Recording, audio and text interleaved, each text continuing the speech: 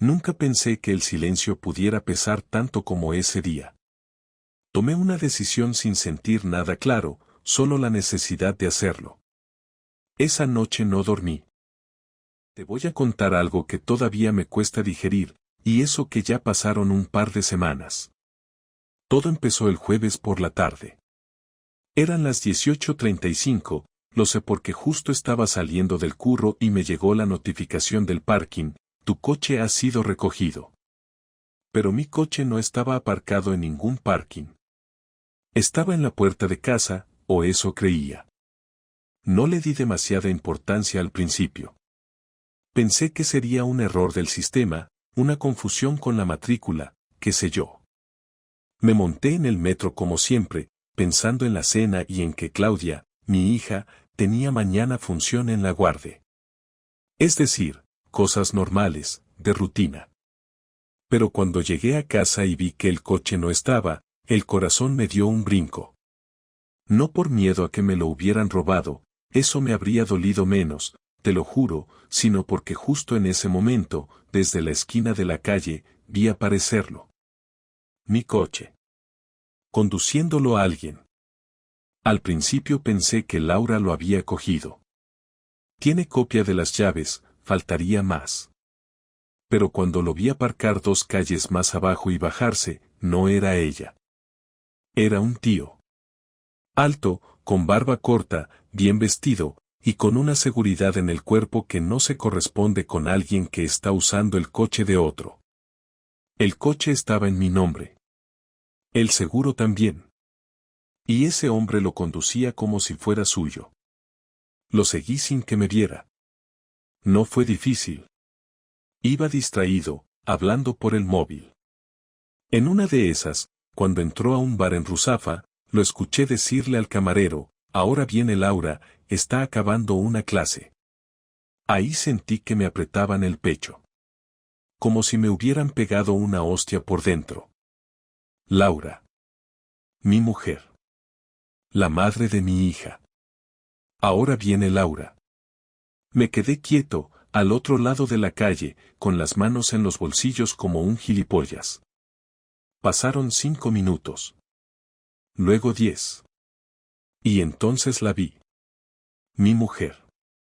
Vestida con esa chaqueta vaquera que tanto le gusta, entrando al bar con una sonrisa que yo no veía desde hace meses. Se sentó frente al tío, se besaron. No de forma disimulada. No con vergüenza. Como si estuvieran en otra ciudad. Como si yo no existiera.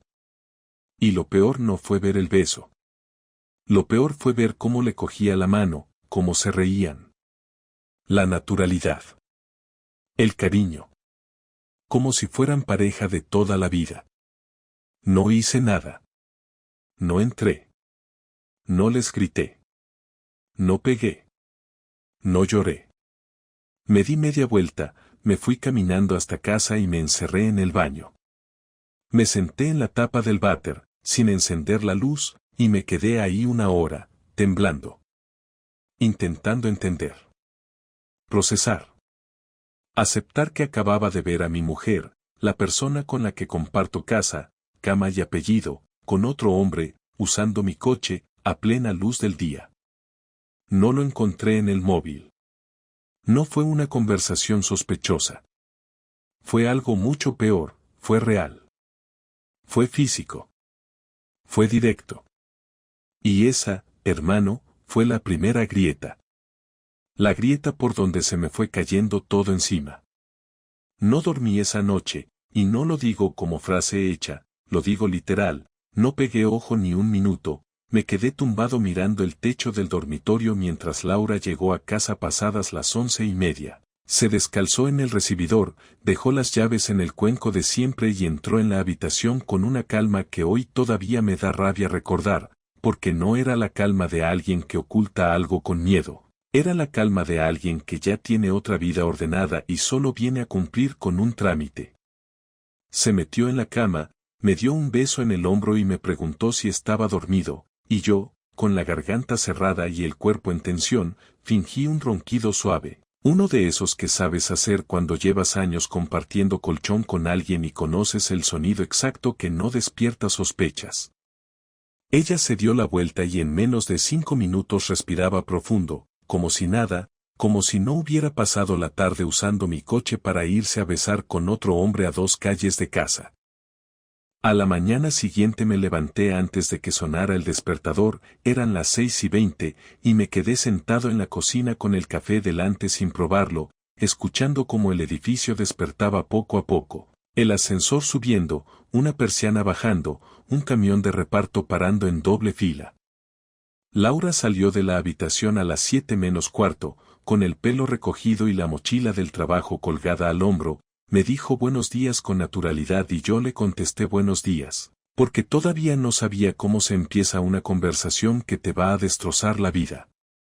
Desayunamos juntos en silencio, Claudia apareció medio dormida, Laura la besó, le dijo que por la tarde iría a recogerla más tarde porque tenía una reunión y ahí se me clavó algo en la cabeza, porque esa palabra, reunión, ya no significaba lo mismo para mí.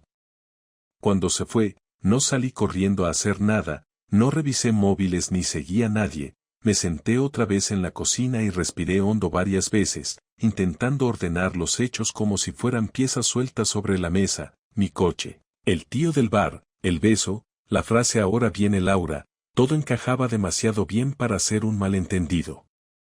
A las 9 entré a trabajar, fingí normalidad, contesté correos, asistí a una videollamada sin escuchar la mitad de lo que decían, y a las 11 pedí permiso para salir antes con la excusa de que mi hija estaba enferma, cosa que no era verdad, pero en ese momento ya me daba igual mentir. A las 12:10 estaba sentado en el coche de mi hermano Dani, porque no quise usar el mío, no quería tocarlo, no quería sentir el volante sabiendo que otras manos lo habían agarrado el día anterior. Y desde ahí esperé frente al colegio donde trabaja Laura como profesora de pilates por las mañanas. La vi salir a las 12:40, hablando con una compañera, despidiéndose con 2 besos, y en lugar de ir hacia el metro caminó en dirección contraria, sacó el móvil, escribió algo rápido y sonrió. Esa sonrisa no era para mí. Yo ya lo sabía, pero verlo así, tan claro, te remata. La seguí con el coche de Dani manteniendo distancia, no fue complicado porque ella caminaba tranquila, sin mirar atrás, y 10 minutos después entró en un gimnasio pequeño que yo no conocía. Me quedé esperando fuera, sentado, con las manos sudadas, diciéndome que igual me estaba equivocando, que igual ese hombre era un compañero, que igual estaba exagerando, hasta que 20 minutos después apareció él, el mismo del bar, la misma barba, la misma forma de caminar, y entró al gimnasio sin dudar, como quien va a un sitio habitual. No entré detrás, no soy un personaje de película, me quedé fuera, esperando, mirando el reloj, contando los minutos como un imbécil, hasta que a las 2:15 salieron juntos, riéndose, hablando cerca, y subieron a mi coche, a mi puto coche, y ahí ya no pude más. Arranqué y me planté delante de ellos en el primer semáforo. Laura me vio, abrió los ojos como platos, se quedó blanca, él tardó unos segundos más en darse cuenta, pero cuando lo hizo bajó la mirada. Bajé del coche de Dani, me acerqué despacio, abrí la puerta del conductor y dije con una voz que no parecía mía, bájate del coche. El tío intentó decir algo, no recuerdo qué, pero Laura gritó Diego, por favor, y eso fue lo único que me hizo no perder del todo el control. Él bajó, yo cerré la puerta, miré a Laura y le dije, vete a casa. Ahora. Ella no respondió, arrancó y se fue. Nos quedamos los dos allí, en medio de la calle, coches pitando detrás, y le pregunté cómo se llamaba. Jorge, dijo, con la voz baja. Le dije que ese era mi coche, mi mujer y mi vida, y que no volviera a acercarse a ninguno de los tres. Él levantó las manos y dijo no sabía que ibas a reaccionar así, y yo le contesté no vuelvas a hablar como si esto fuera un malentendido, y me fui antes de hacer algo de lo que me arrepintiera. Llegué a casa a las 3:30, me senté en el sofá y esperé. Laura llegó a las 4 menos 10, entró llorando, dejó el bolso en el suelo y dijo: Diego, tenemos que hablar, y yo le respondí: siéntate, porque ya no había vuelta atrás. Me contó que no era algo de un día, que llevaba meses, que empezó como algo sin importancia, que se sentía sola, que yo estaba distante, que no sabía cómo decírmelo, todas esas frases que parecen ensayadas porque seguramente lo están. Yo la escuché sin interrumpir, porque quería oír hasta donde llegaba su capacidad de justificar lo injustificable. Cuando terminó, me miró esperando algo, no sé el qué, quizás perdón, quizás comprensión, y lo único que le dije fue: has usado mi coche para llevar a tu amante a tomar algo, a entrenar y a follar, ¿te das cuenta de eso? Ella bajó la cabeza y dijo: no quería hacerte daño, y ahí se acabó cualquier resto de respeto que pudiera quedarme. Me levanté, cogí las llaves del coche de Dani y le dije: esta noche duermo fuera, y antes de cerrar la puerta escuché su voz diciendo: no se lo digas a Claudia, y eso fue lo único sensato que dijo en todo el día. Volví a casa al día siguiente por la tarde porque no tenía otra opción. No puedes desaparecer cuando tienes una hija, una hipoteca y una vida compartida, y porque en algún momento había que decir las cosas a la cara, sin mensajes, sin intermediarios, sin esconderse detrás de excusas. Entré y Laura estaba sentada en la mesa del salón, con los ojos hinchados y un vaso de tila delante que no había tocado, y durante unos segundos nos miramos sin decir nada, como dos personas que ya no hablan el mismo idioma pero todavía recuerdan cómo se pronunciaban los nombres. Fui yo el que rompió el silencio y le dije que íbamos a hablar, pero que esta vez no iba a escuchar frases vacías ni intentos de justificar lo que había hecho, porque ya sabía lo suficiente como para no necesitar cuentos. Ella sintió, se secó la cara con las manos y dijo que entendía mi enfado, y ahí ya me empecé a calentar porque no estaba enfadado, estaba mucho más abajo que eso, en un sitio donde no llegan las palabras suaves. Le pregunté desde cuándo, no porque no lo supiera más o menos, sino porque necesitaba oírlo de su boca, y me dijo que desde febrero, que al principio solo hablaban después de clase, que luego un café, que luego una comida, y que todo se había ido de las manos sin que se diera cuenta, como si alguien más hubiera tomado decisiones por ella. Le dije que dejara de hablar como si fuera una espectadora de su propia vida y que me explicara por qué había tenido los huevos de usar mi coche, porque eso no era descuido ni impulso, eso era una falta de respeto clara y consciente. Ella empezó a llorar más fuerte y dijo que no había pensado en eso, que solo era un coche, y ahí me levanté de la silla de golpe y le grité que no era solo un coche, que era mi nombre, mi seguro, mis años trabajando para pagarlo, y sobre todo era la sensación de que ya no le importaba ni lo más básico. Se puso de pie también y me dijo que yo no era ningún santo, que llevaba tiempo distante, que siempre estaba cansado, que no hablábamos, que ella se sentía invisible. Y le contesté que invisible se siente alguien cuando no le miran, no cuando se van a follar con otro a 2 calles de casa.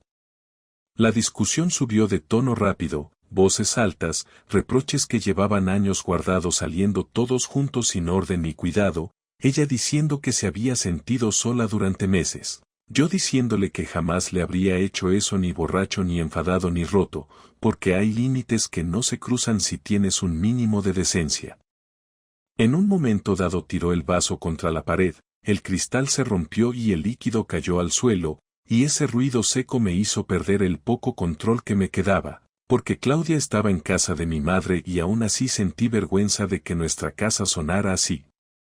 Le pregunté si seguía viéndolo y tardó demasiado en responder, ese segundo de más que ya lo dice todo, y cuando dijo que no, que después de lo del coche no, le dije que no me tomara por idiota, que llevaba meses mintiéndome y que ahora no iba a creerle porque lo dijera llorando. Me gritó que no sabía qué quería que hiciera, que estaba confundida, que no sabía si me quería, y ese fue el golpe más fuerte de toda la conversación, no el engaño, no el otro tío, sino escuchar a la mujer con la que me casé decir que no sabía si me quería, como si eso fuera una duda reciente y no algo que debería tener claro antes de acostarse con otro. En ese momento hice algo de lo que no me siento orgulloso, pero tampoco voy a negar. Cogí su portátil del escritorio, lo abrí y le dije que me enseñara todo, correos, mensajes, lo que fuera, porque ya no estaba dispuesto a seguir imaginando cosas peores de las que seguramente ya habían pasado. Ella intentó quitármelo de las manos, forcejeamos unos segundos, nada de golpes pero sí empujones torpes llenos de rabia, y acabé sentado en el sofá con el portátil abierto mientras ella lloraba de pie frente a mí. Vi conversaciones largas, no explícitas pero claras, planes, bromas internas, referencias a encuentros, y una frase que me dejó vacío por dentro: contigo me siento yo, escrita por ella, enviada a él. Cerré el portátil despacio y se lo dejé sobre la mesa sin decir nada durante un rato largo. Le dije que se fuera esa noche de casa, que llamara a su hermana o a quien quisiera, pero que yo necesitaba espacio porque si seguíamos así íbamos a acabar mucho peor, y me respondió que esa también era su casa, que no podía echarla como si fuera una extraña. Le contesté que no la estaba echando, que le estaba pidiendo que se fuera para que no nos hiciéramos más daño, y que si se quedaba no iba a poder prometerle nada sobre mi comportamiento, no porque fuera a pegarle, sino porque no confiaba en mi capacidad de seguir hablando sin gritar. Al final aceptó, fue al dormitorio, hizo una bolsa con ropa sin orden, pasó por el salón sin mirarme y antes de salir me dijo: nunca quise hacerte tanto daño, y yo le respondí: eso es lo único que tenías que no hacer, y cerré la puerta. Me quedé solo en el salón, rodeado de trozos de cristal, con el portátil aún caliente sobre la mesa y una sensación rara, no de alivio ni de tristeza pura, sino de algo que se ha roto del todo y ya no se puede arreglar con cinta. Esa noche no bebí, no llamé a nadie, me senté en el suelo y recogí el vaso roto uno a uno, pensando que esa era una imagen bastante clara de lo que estaba haciendo con mi vida en ese momento. No lloré, no porque fuera fuerte, sino porque estaba seco por dentro, como si el cuerpo hubiera decidido apagar ciertas funciones para sobrevivir.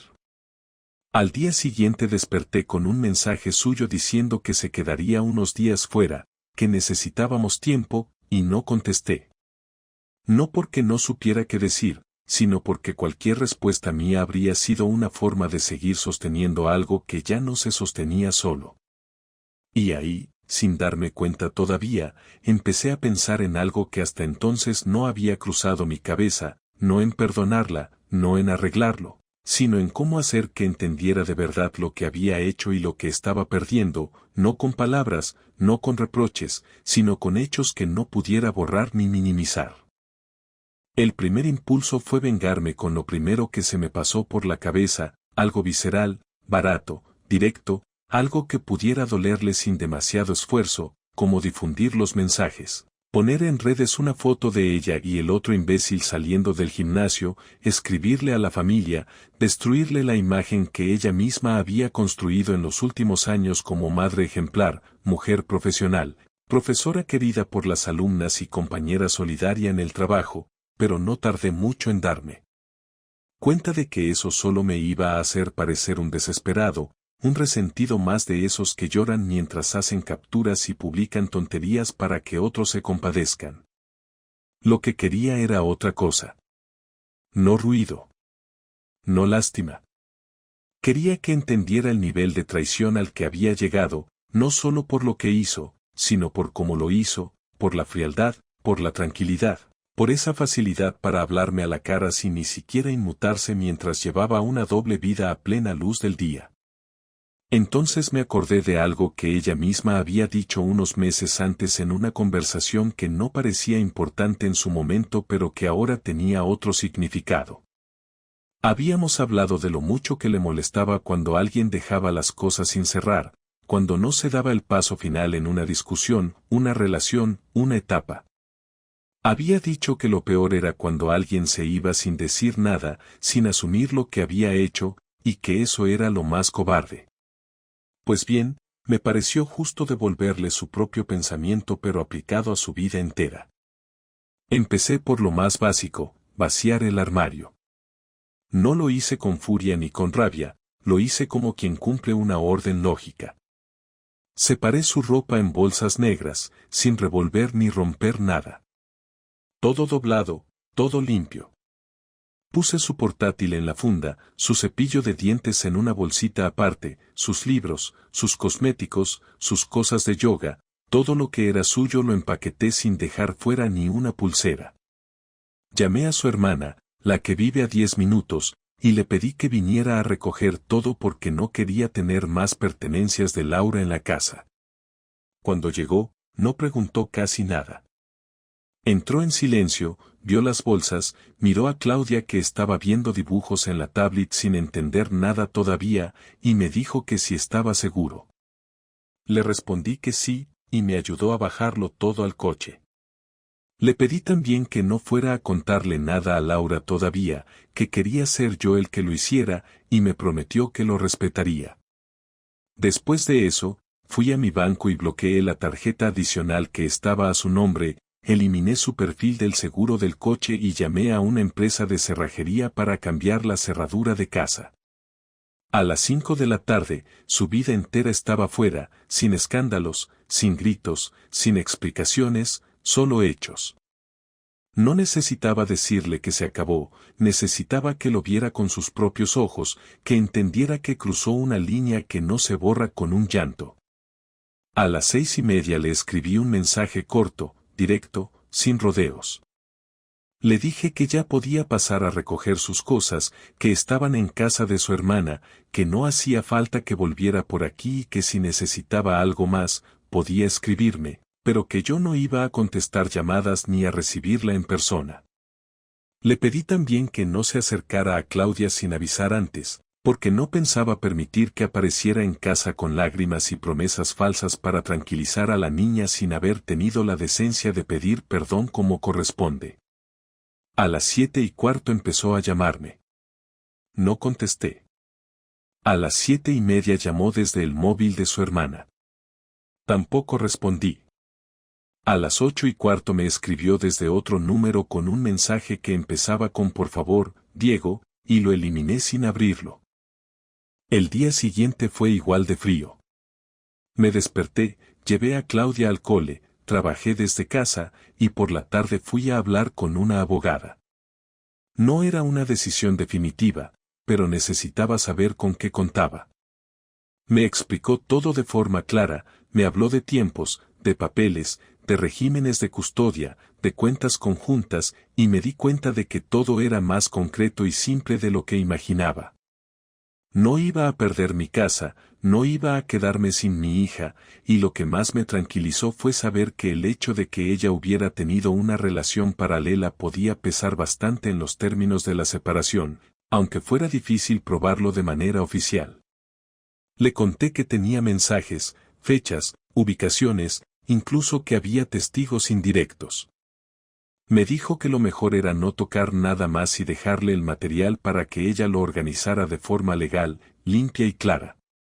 Cuando salí de la reunión, tenía una paz rara en el cuerpo. No felicidad, no alivio, pero sí la sensación de que por fin había empezado a moverme. Esa noche volvió a escribir. Esta vez fue más largo. Me dijo que no se explicaba cómo podía hacerle esto, que estaba dolida, que lo que yo estaba haciendo era cruel, que Claudia no merecía vivir así. Me dijo que no quería perderme, que no sabía cómo reparar las cosas pero que quería intentarlo. Me habló de terapia de pareja, de segundas oportunidades, de que había sido un error. Yo lo leí todo sentado en la cama con la luz apagada, el móvil iluminándome la cara, y no sentí nada. Ni odio, ni tristeza, ni deseo de contestarle. Lo que había roto ya no era solo la confianza. Había roto mi forma de mirarla. Y cuando dejas de poder mirar a alguien como antes, ya no hay nada que reconstruir. Durante los días siguientes me enfoqué en Claudia, en mantenerle su rutina, en que no notara los cambios como algo traumático. Le dije que mamá estaba de viaje unos días y que por eso íbamos a estar más tiempo los dos juntos. Aceptó la explicación sin muchas preguntas. Por dentro, yo sabía que tarde o temprano habría que contarle algo más, pero no ahora, no mientras todo seguía caliente. El domingo por la noche, cuando ya se había calmado la tormenta inicial, recibí otro mensaje. Esta vez me decía que quería vernos en persona, que merecíamos una última conversación, que necesitaba mirarme a los ojos y explicarme todo bien. Me pidió una hora, una fecha, un lugar. Me ofreció ir donde yo quisiera. No respondí hasta el lunes a mediodía, cuando decidí que sí, que nos íbamos a ver, pero que no iba a ser como ella pensaba. Le dije que nos encontraríamos en una cafetería cerca del río, un lugar neutro, sin pasado compartido, sin ningún recuerdo nuestro. El martes a las 5 en punto la vi llegar, con la cara apagada, el pelo atado, las manos temblando un poco. Se sentó frente a mí y al principio no habló. Esperó a que yo dijera algo. Le pregunté si seguía viendo a Jorge y me dijo que no. Le pregunté si lo había dejado porque yo lo había descubierto o porque ya no le interesaba. No respondió. Solo bajó la cabeza. Le dije que no iba a insultarla, ni gritarle, ni pedirle explicaciones que ya no me servían de nada. Que no estaba ahí para negociar nada. Estaba ahí para dejar las cosas claras y cerrar la historia con la misma frialdad con la que ella la destruyó. Le dije que no íbamos a volver, que no me interesaba reconstruir algo que ya no existía. Le expliqué que tenía una abogada, que iba a iniciar los trámites, que yo no iba a hablar mal de ella a Claudia pero que esperaba que ella hiciera lo mismo. Le dije también que si algún día quería contarle la verdad a su hija, era cosa suya, pero que no iba a permitir que jugara a la víctima ni a la madre sacrificada. Ella intentó agarrarme la mano en un momento y la retiré sin violencia pero con firmeza. Me dijo que me quería, que no sabía cuánto hasta ahora, que había sido una estúpida. Yo le contesté que eso no me servía, que era tarde, que cuando uno se da cuenta de lo que tiene después de tirarlo a la basura, ya no puede recuperarlo solo porque de repente le entró la culpa. Me levanté, pagué la cuenta sin mirarla, y le dije que me alegraba de haber tenido esa conversación, porque ahora ya no me quedaba nada por decir. Caminé hacia el coche sin mirar atrás, porque sabía que si lo hacía, algo dentro de mí podría romperse otra vez, y no me lo iba a permitir. No después de todo. Las semanas siguientes fueron tranquilas por fuera pero jodidas por dentro. No hubo más gritos, ni escenas, ni mensajes largos a las 3 de la mañana, pero la tensión no desapareció. Cada vez que recibía una notificación en el móvil, lo primero que pensaba era que era Laura otra vez, intentando recuperar algo que no existía, o al menos justificarse otra vez como si eso pudiera dar marcha atrás a lo que ya se había roto. Pero no insistió tanto como pensaba. Solo me escribió 2 veces más. Una para pedirme que la dejara hablar con Claudia en persona, y otra, más corta, donde solo me ponía que me echaba de menos. A esa segunda ni siquiera le respondí. La primera la ignoré unos días, pero finalmente accedí porque no podía seguir esquivando el tema con Claudia, y sabía que cuanto más tiempo pasara, peor iba a ser para ella. El sábado a la mañana la dejé venir a casa. Le pedí que no hablara conmigo, que solo viniera por Claudia, y cumplió. No me dirigió la palabra, entró con cara neutra, como si viniera a una entrevista de trabajo, y se sentó con nuestra hija en el sofá. Yo me quedé en la cocina con el ordenador abierto sin hacer nada. Solo escuchaba el tono bajo de la conversación entre las dos, Claudia preguntando por qué mamá ya no dormía en casa, Laura diciendo que a veces los papás necesitan tiempo, que las cosas no están mal pero son diferentes. No hubo lágrimas, ni grandes discursos, pero Claudia sí se quedó más callada de lo habitual el resto del día. Me preguntó si mamá iba a volver, y le dije que no lo sabía todavía, pero que aunque vivamos en casas distintas, íbamos a seguir siendo sus padres siempre. No es que me creyera mucho eso de la estabilidad emocional, pero a veces hay que mentir con cuidado, por el bien de alguien que no tiene culpa de nada. A la semana siguiente comencé con la rutina de ir a la abogada 2 veces por semana. Firmé los primeros documentos, entregué los datos necesarios y preparé el archivo con las capturas, correos y pruebas que confirmaban el engaño de Laura. Me sentí raro entregando esas cosas, como si estuviera presentando un trabajo en clase sobre cómo se destruye un matrimonio paso a paso. Pero la abogada fue profesional, me explicó que todo eso servía para dejar clara la responsabilidad emocional en la separación, especialmente por si Laura quería pelear la custodia o alguna condición económica fuera del acuerdo. Yo no quería guerra, pero tampoco pensaba regalarle una salida limpia. Y si había algo que sí tenía claro, es que no iba a dejar que esto terminara con ella quedando como víctima por su cara bonita o por la imagen de madre modelo que había sabido mantener todos estos años. Así que todo lo que tenía lo entregué en orden cronológico, sin adornos, sin manipular nada, solo los hechos tal cual. Poco después, la abogada me llamó para decirme que Laura había recibido la notificación oficial. No lo supe por ella, sino por su hermana, que me escribió para decirme que había llorado durante 1 hora sin hablar con nadie. No respondí. No me hacía falta saber si lo estaba pasando mal o no. Ya no me tocaba estar pendiente de cómo procesaba las consecuencias de sus actos. Al día siguiente, me llegó una solicitud formal de parte de su abogado para una reunión de conciliación. Acepté porque era un paso necesario. No me hacía ilusión, pero tampoco iba a poner trabas. A la reunión llegamos cada uno por separado. Ella vestida como siempre, sobria, con un bloc de notas en la mano que no usó nunca, y yo con los papeles preparados y sin intención de discutir. Su abogado era un tipo joven, correcto, que no hablaba más de lo necesario. El mío, bastante más duro, no le dejó espacio a ambigüedades. Marcó los puntos desde el principio: custodia compartida con días fijos, ningún cambio sin previo aviso, reparto de bienes sin privilegios, y ni un euro de compensación económica porque ella fue la que provocó la ruptura. El otro abogado pidió 1 semana para analizarlo. A Laura le temblaba la pierna mientras escuchaba todo eso. No dijo una palabra.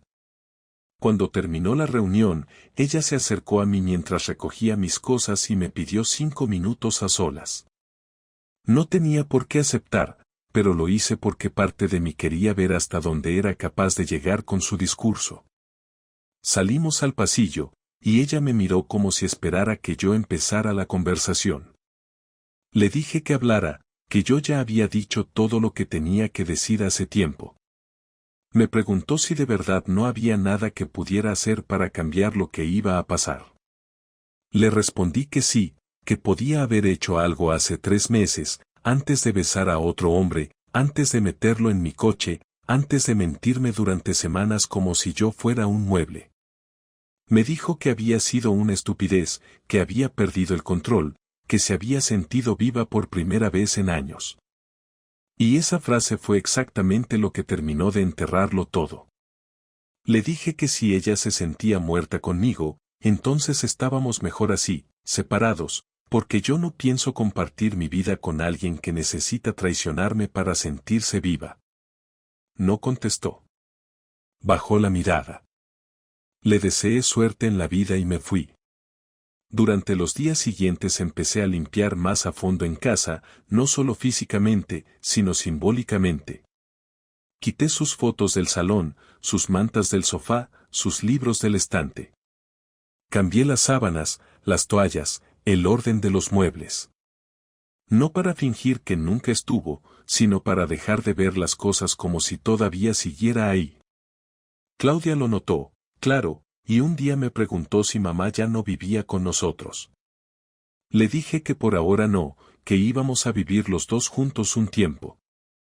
Me miró y me dijo, «¿Pero ella me quiere, no?» Le dije que sí, que su madre la quería mucho, y que eso no iba a cambiar nunca. Después se abrazó a mí y me pidió que no me fuera yo también. Le juré que no. Esa noche dormimos los dos en el sofá, viendo una peli vieja de dibujos que a ella le encanta y que yo ya no soporto, pero no me moví ni un minuto. El último gesto de esta historia llegó una tarde de miércoles. Sonó el timbre. Abrí la puerta y era Laura.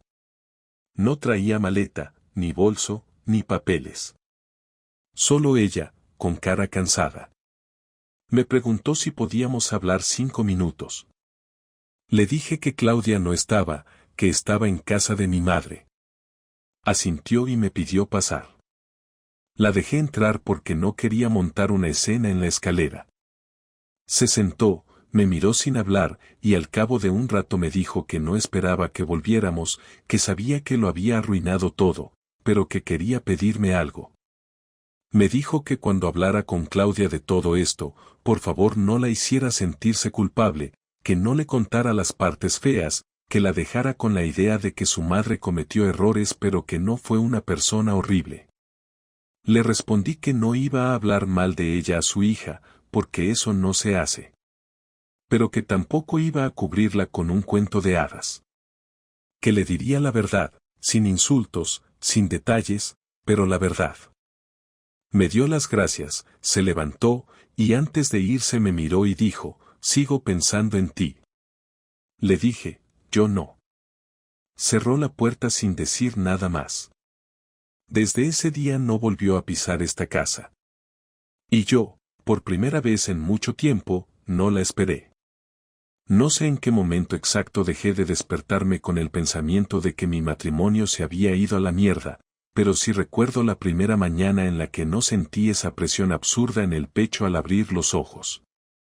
Fue un martes, hacía frío, Claudia dormía en su cuarto y yo tenía una reunión temprano, nada fuera de lo común, pero por alguna razón me levanté y no pensé en Laura, ni en lo que había hecho, ni en lo que habíamos perdido. Simplemente me hice un café, preparé el desayuno de mi hija y arranqué el día como si fuera uno cualquiera. No es que se me hubiera pasado el dolor o que lo hubiera olvidado, porque eso no pasa así, pero supongo que el cuerpo se cansa de repetir el mismo golpe todos los días y en algún punto baja la intensidad, no porque estés bien, sino porque ya no da para más. La separación avanzó sin complicaciones. No hubo peleas por dinero, ni por los objetos, ni por el coche, ni por tonterías que muchas parejas se lanzan a la cara como si tuvieran valor real. Supongo que Laura entendió que no estaba en posición de discutir nada. Lo que más le costó fue aceptar que Claudia pasaría más días conmigo que con ella. Al principio intentó negociar una semana, pero su propio abogado le explicó que en los casos donde uno de los dos tiene antecedentes de infidelidad que provocaron la ruptura, el juez tiende a inclinar la balanza hacia el que fue perjudicado si no hay causas graves que lo contradigan. No le gustó, pero lo firmó. Le di acceso libre a llamar a Claudia, verla cuando quisiera si estaba disponible, sin restricciones absurdas ni castigos camuflados, pero también le dejé claro que si quería reconstruir algo con su hija, tendría que ser con presencia real, no con visitas tibias ni con regalos de compensación. Claudia no necesita que le compren nada, necesita que le digan la verdad a su nivel y que la miren a los ojos sin mentirle más. Con el tiempo, mi entorno empezó a hacerme preguntas. Mis padres lo supieron por mí en cuanto la decisión de divorciarme fue firme. No entré en detalles, solo les dije que había pasado algo grave y que yo no podía seguir con una persona que había roto la confianza de esa manera. Mi madre me abrazó sin decir nada. Mi padre solo asintió. Nunca fueron de hablar mucho sobre relaciones, pero su forma de entenderme fue suficiente. Mis amigos lo descubrieron más tarde. Algunos ya sospechaban algo porque habíamos dejado de aparecer como pareja en reuniones, cumpleaños o salidas de grupo. Cuando finalmente lo conté, la reacción fue más o menos la esperada, caras de sorpresa, comentarios del tipo no lo veíamos venir o pero si siempre parecían bien, y luego las típicas frases que sobran pero que nadie se guarda, como es que nadie se salva hoy en día o bueno, al menos lo descubriste a tiempo, como si eso hiciera alguna diferencia. No me enojé. La gente no sabe qué decir en estos casos y repite lo que ha escuchado 1000 veces. Lo que sí me molestó un poco fue que algunos quisieran justificarla con aquello de que quizás le faltaba algo o a lo mejor se sintió descuidada. No los mandé a la mierda porque los conozco desde hace años, pero les dejé claro que si eso era una excusa válida, entonces el mundo entero debería estar engañando a todo el mundo todo el tiempo, porque nadie está completo siempre, y eso no es razón para acostarse con otra persona sin tener la decencia de hablar primero. Claudia fue quien mejor llevó todo. Me sorprendió su capacidad para adaptarse, su rapidez para aceptar los cambios sin que se le desordenara la cabeza.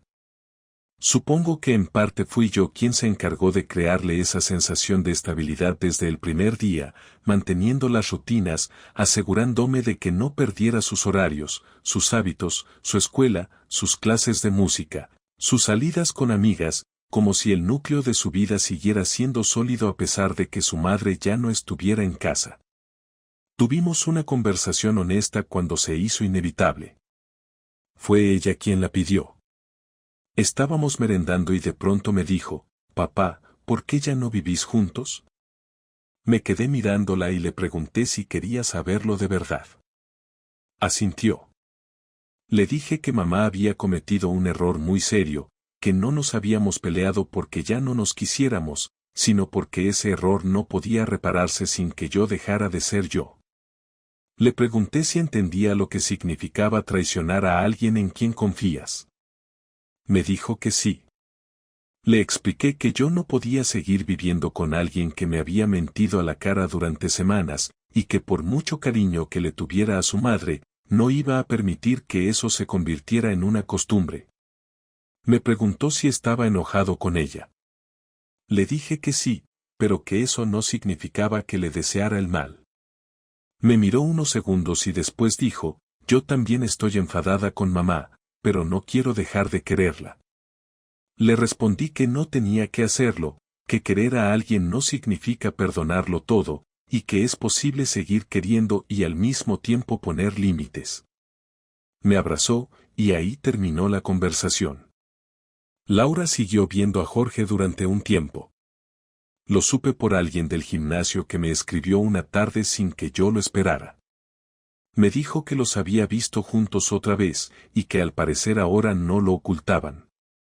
No respondí. No me interesa. Su vida no me pertenece, y la mía dejó de cruzarse con la suya más allá de lo que compartimos con Claudia. No sentí celos, ni bronca, ni esa mezcla de ansiedad que tenía las primeras semanas. Sentí indiferencia. Y creo que eso fue lo que marcó el verdadero final. No cuando firmamos los papeles. No cuando se fue de casa. Sino ese momento en el que su nombre me llegó al móvil y no generó ninguna reacción. Ni rabia, ni tristeza, ni interés.